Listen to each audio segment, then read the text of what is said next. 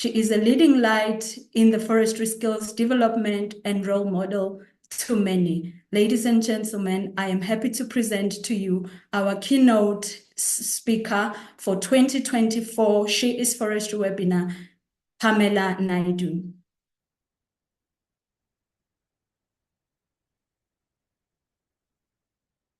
Thank you, Bato, for that humble introduction. Good morning, beautiful ladies and the brave men out there that have joined us for our annual Women in Forestry webinar.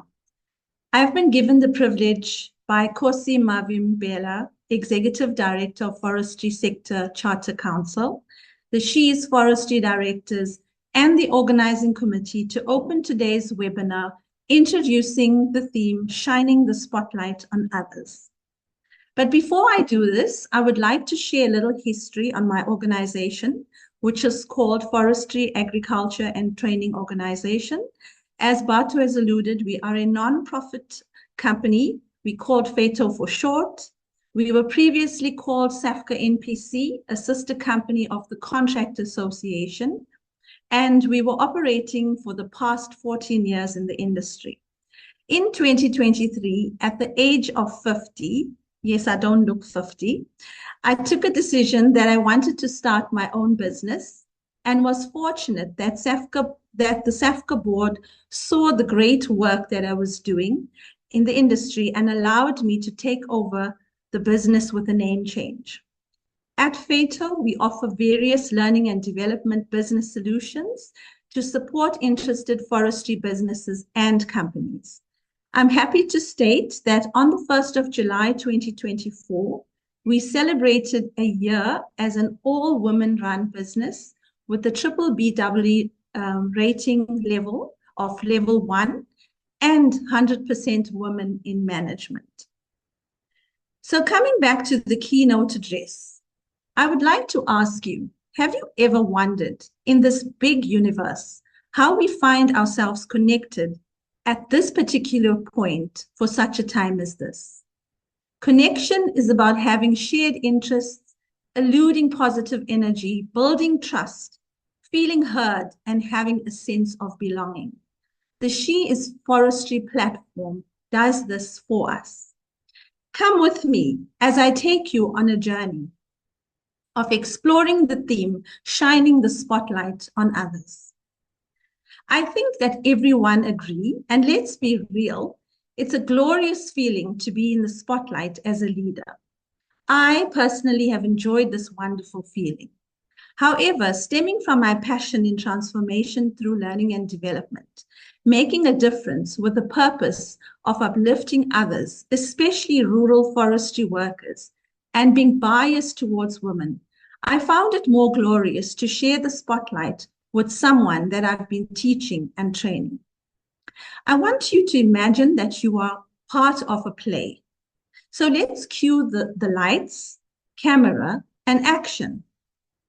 The scene is a stage. The stage is a raised platform. It's a designated space, and you are performing in the stage, and everyone around you is watching. What you also need to understand is that the stage is a big space. So for Act 1, I would like to encourage you in this play to share the stage with your team. Are you sharing the stage with others, or are you stealing the spotlight and not giving credit to the people who deserve to be recognized? Remember also that a stage is a distinct step, a period of development, growth, or success. As you journey through the various stages of your life, whether you are on a stage, whether you are in a stage, let your followers and supporters speak of the honor they felt interacting with you. In Act 2, I would like to encourage you, or for you to encourage others to step into the spotlight. I find more joy pulling people along rather than pushing them ahead. Recognize the greatness in those around you and begin to draw it out. It's not about delegating to let go, but rather delegating to let grow. Let me say that again. It's not about delegating to let go, but rather delegating to let grow. This results in a stepping up action and a move forward. Being a good leader is not only about being in the spotlight, but it's also about being in the shadows, allowing others to spotlight your team as they enjoy the fruit of the acknowledgement of their hard work. In Act 3 of our play, enjoy your team's success. Enjoy the success when your team member exceeds your expectations as you spotlight your team. It builds confidence and respect of your team. When the team shines, you shine. What's important to remember is that giving others a chance doesn't take anything away from you. If my team shines, I know that I had a part in making it happen. Humble leaders find strength in recognizing that it's not all about them. I must add that this is a skill and a habit worth cultivating and will change not only your life, but the lives of everyone you touch. As a leader, you can choose to spotlight your team and watch eagerly as center stage becomes alive with gifts and talents you spoke life into and helped develop. Let me remind you that when you encourage others to step up, take on new challenges, and contribute their talents to balance your own, it takes some of the pressure off you. I wonder if many of you have watched the movie The Greatest Showman. The Greatest Showman reminds us that it's okay to be unique, that you should be proud of who you are, no matter what. There is a place for you. I was 36 years old when I started my career in forestry contracting in a male-dominated environment, as you all know. It's been a difficult time, a difficult journey. But what I can say is that there's strength in beauty and there's strength in diversity. Unlike The Greatest Showman, I may not be a world sensation, but nonetheless, I am a sensation. And I've contributed in the last 8 years in the forestry sector in ensuring that 29,670 women have been beneficiaries of learning and development interventions. And that's just for the past 8 years.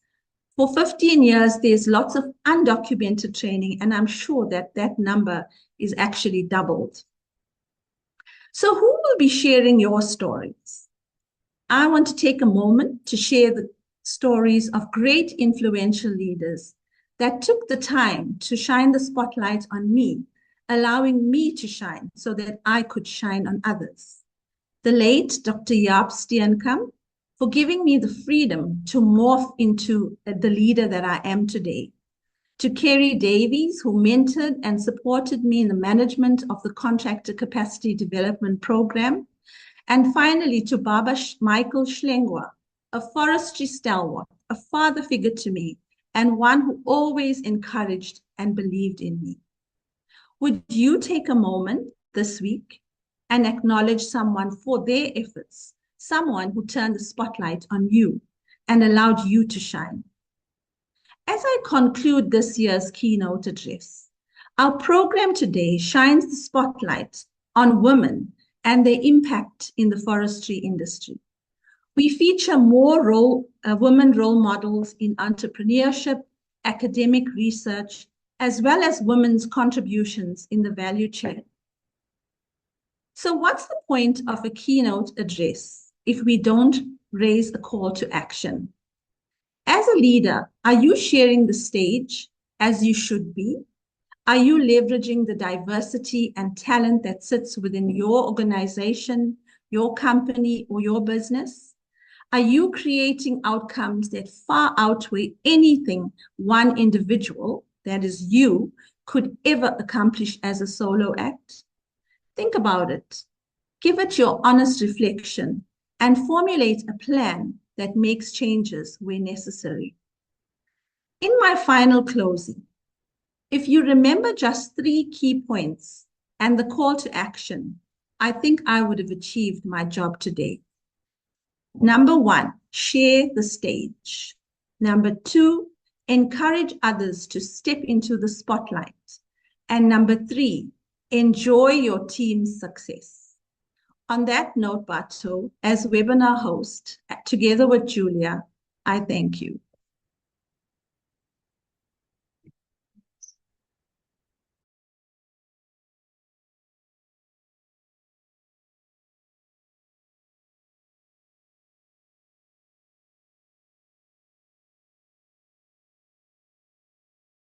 Julia, you're on mute. There, sorry, that's better. I remember one of the quotes from last year from Iris Flynn, who was one of the keynote speakers in a previous webinar. And she said that strong women can celebrate other women. And Pam, you have certainly proven your strength and your celebration of others around you. And thank you so much for your inspiration today. We have a couple of questions, which if I can read one out, and then Pam, if you'd like to give us your feedback. Question from Jackie Mayer. Pam, what is your number one piece of advice for women starting out in the industry?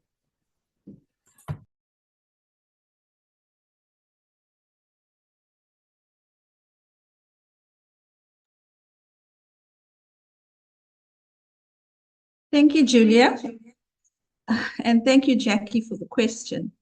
I think for me, coming from a learning and development background, it's always about gaining knowledge. The more knowledge that you gain, the more skills that you gain, and that you become equipped with everything that you need to be able to go out there and to work hard and sell yourself. And I think coupled with that is having good ethics, good morals, and good values. So I hope I've answered that for you. Thank you. And then a question from me, Pam. What is your inspiration when you get up every morning and look in the mirror and decide you're going to make a difference in the world today? What drives you? Julia, I think my faith drives me. I love the Lord, and I think every day is a blessing. If you're given another day, it's a miracle. And what's important, I think, to us as women more than our jobs is our families. And then the very reason I think I exist is to support others out there through the skills community, teaching and training various people from various backgrounds. And my whole aim as part of FATO is to make sure that the forestry skills profile, the level of our profile is elevated, and that we are transformed to be all-inclusive women specifically. Thank you, Julia.